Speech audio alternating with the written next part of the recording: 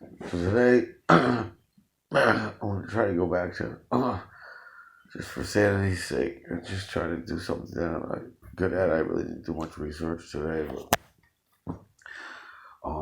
just something to level me out and hopefully, entertain and educate anyone watching or interested. Today I wanted to talk about the Bronze Age collapse and the Sea Peoples and what happened, at the end of the Bronze Age. Now, I have done a little bit of research recently, and most of it's been on Pharaoh Ramses III. Um, Most of history remembers Pharaoh Ramses II. He really was the greatest of all pharaohs, and they lived in the New Kingdom. And what we're going to focus on today primarily is happening around like 1200 BC, right, give or take a couple decades. But all at once, and really for all intents and purposes, at the and I'm a big Iron Age guy. I love the Iron Age. I probably know much more about it because my chief field of study is the ancient Celts and their enemies, the Roman Empire, who we've all heard of. But that again is the Iron Age, and today we're going to focus on the end of the Bronze Age, the collapse. Now, I've done extensive research on Troy, the Trojan War, the Hattusa. There was even things going on in what's called the Ugarits and what's now Syria. And again, what we think of, like, there's a lot of places today, like you think of Syria today, that's not what it was in the Bronze Age. Iran is a place that used to be called Persia, not totally different thing back then. But Egypt has an extensive history, and they are and always were very prolific in their record keeping. And it's from them that we have most of our records of these events now. And it's even the name Sea Peoples. That's a translation from what was I what the was I forget the name of the actual language, because the Egypts wrote in hieroglyphics, yes, but by the time of the New Kingdom, hieroglyphics were so old and almost strange that people who were even illiterate in most hieroglyphics or could barely read them. And for the most part, hieroglyphics were just basically pictographs. But what we have, because it's hieratic. Hieratic is what most Egyptians wrote in, and I believe kind of spoke in. Like, that was kind of the common tongue at that point in 1200 BC. You gotta remember, like, the first Dynasty 1 begins in 3100 BC, and now there's evidence that there is a zero dynasty, and there's probably even, like, -1 and -2 dynasties. Just that history can't tell, and it was so small and unorganized at that point that we really don't have any record of it. But be that as it may, Egypt was unified, Lower and Upper Egypt, and that's confusing because Lower Egypt is in the north and Upper Egypt is in the south in most of our maps. North is the top of a map, south is the bottom of a map, so it's confusing, but it's called Lower Egypt because it is geographically lower in altitude, and Upper Egypt is higher in the mountains. And they're almost like two countries.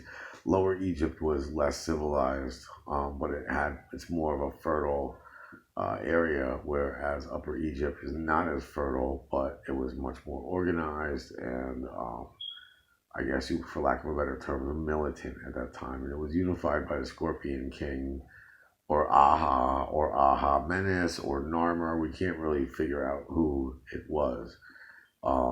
There's a couple different names going on there. Maybe they're all the same person. I know what Narmer means. Narmer is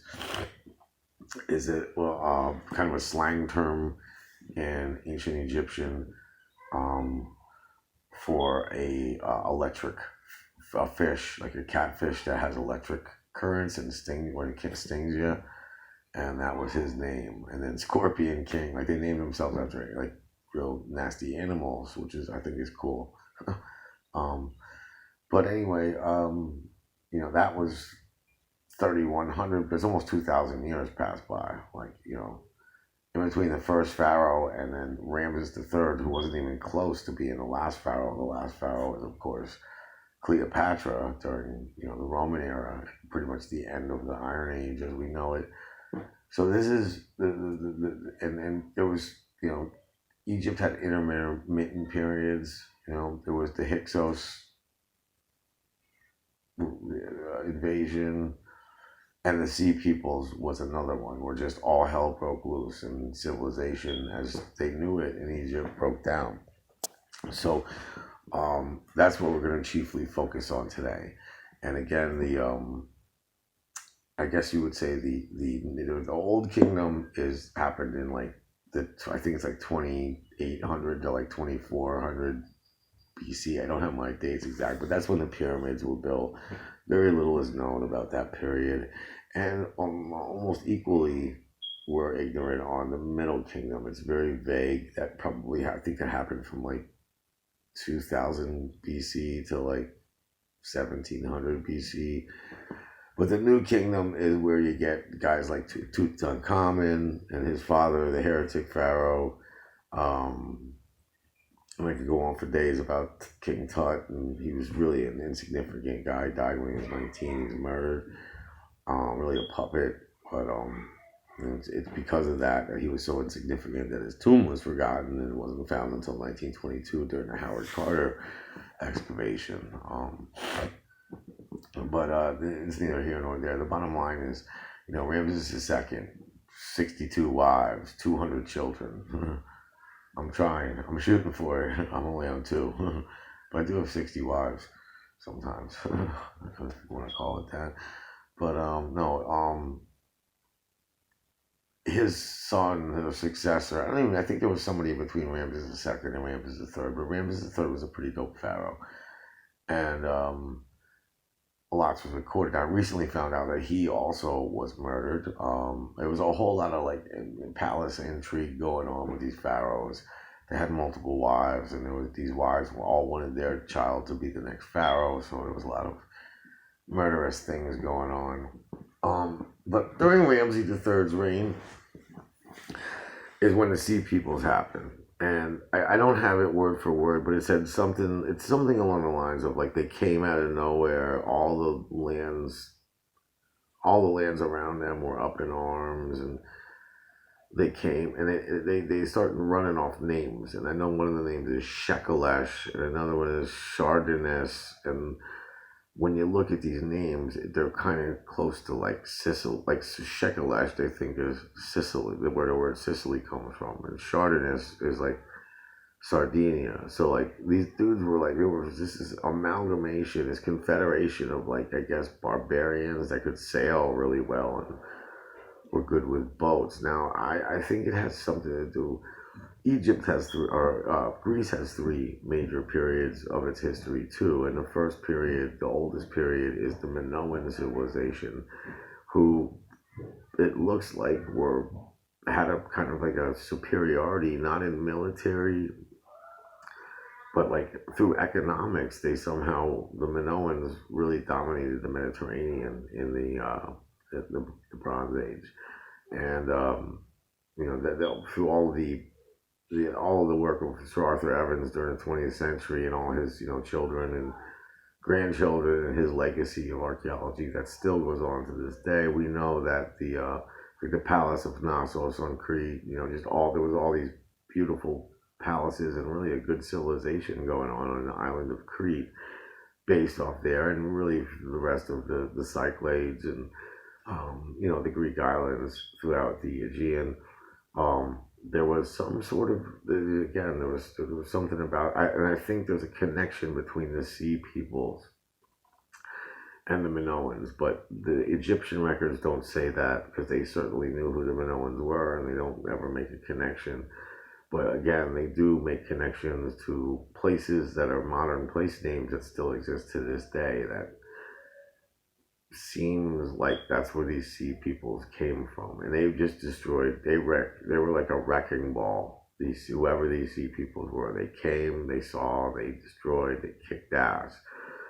Now, many people think that, and it does sort of allude to it in both Egyptian, Hittite, and some sort of Syrian records that like they just kept ravishing anywhere where there was civilization and bringing it down, but they somehow settled on the Levantine coast. It was now, Israel. And it's believed, and I kind of believe this too, that they were the Philistines. Um, and the Bible and archaeology both tells us that the Philistines had five major cities, and and it's almost like they came there. They were foreigners, and they set up shop, and they started taking over the area. Now the Bible tells us how King David, Solomon, Saul would all wipe them out and take back, and destroy the Philistines. Now, were they giants? Probably not. They were probably just Indo-Europe. I believe they were Indo-Europeans. They're always depicted with hair, spiky hair, which is something that the ancient Celts did, really from the Hallstatt period onwards. And as they proliferated around the rest of Western Europe, the Celts have always been known for their spiky hair.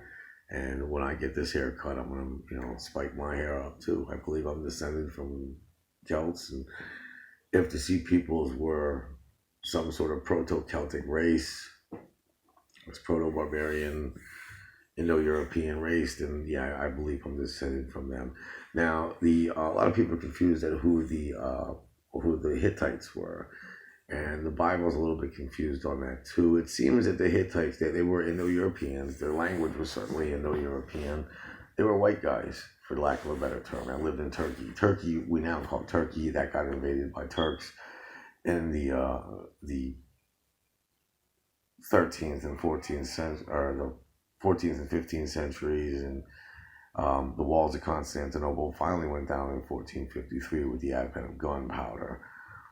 But that's, and then it forever became Turkey because Turks took it over. But all along, that was Anatolia, and that was really the breadbasket of Indo-Europeans. I believe that's one. If you consider yourself a white person in this day and age, for lack of a better term, you probably have roots.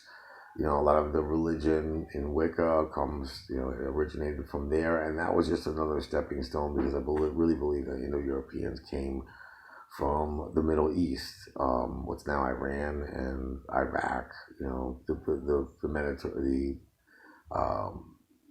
the Mesopotamian basin where the Tigris and Euphrates meet, and really the Sumer was an Indo-European culture. City states that sprang up first. That's the first civilization I believe there was on Earth. So. But either way, the Hittites kept pretty good records, and theirs corroborate with the Egyptian ones of Pharaoh Ramses III. So, and again, he did, like, it's described as just mayhem. They came and they just wouldn't leave, and they didn't lose. Now, the Pharaoh Ramses III, he puts all kinds of, all the pharaohs were propaganda artists. It was like the same way Joseph Stalin, and there's a famous magazine in Russia called Pravda, which means truth in Russian. That is something that when you read hieroglyphics, when you see these depictions of pharaohs defeating their enemies, thousands of them at a time, with only the pharaoh beating them all, like that's propaganda. But the Pharaoh Ramses III says that he defeated the Sea Peoples and staved them off, but everything kind of went to shit after that, which definitely that is true, and that's the Trojan War. That's it. It could be illusion, could be straight history. We don't know, and it's still being proven. We do know that at that point, a civilization, a large city in where it should be, went down. Okay, and but we can't prove who did it. Was it the Achaeans, aka the Greeks at the time, with the Trojan War says, Menelaus and Agamemnon and Odysseus and all that? Was it they who destroyed Troy, or was it the Sea Peoples?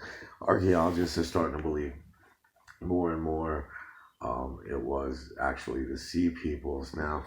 And then Troy in itself, the excavation of Troy and the archaeology going on behind Troy, the Heinrich Schliemann. Heinrich Schliemann is I love reading about him. I mean, he was a dick. He was a hero. He was a P.T. Barnum. He was a showman. He was a scientist. He was Indiana Jones long before Indiana Jones. Like he's a lot. If you're interested in archaeology, check out Heinrich Schliemann's work, because he didn't just excavate Troy. He also excavated Mycenae, which at that time was the Greek capital.